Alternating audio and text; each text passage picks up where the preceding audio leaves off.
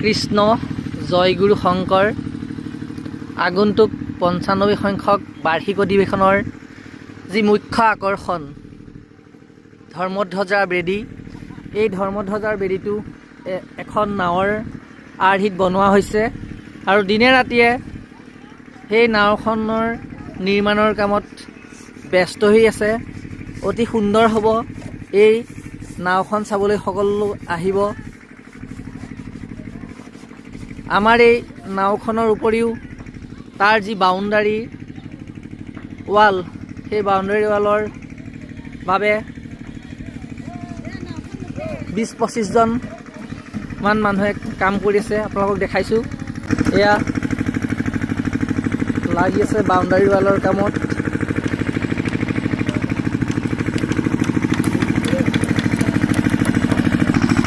যোৱাকালি ৰাতি এখন ফটো দিছিলোঁ, এই অংশটো দেখা পাইছিলে।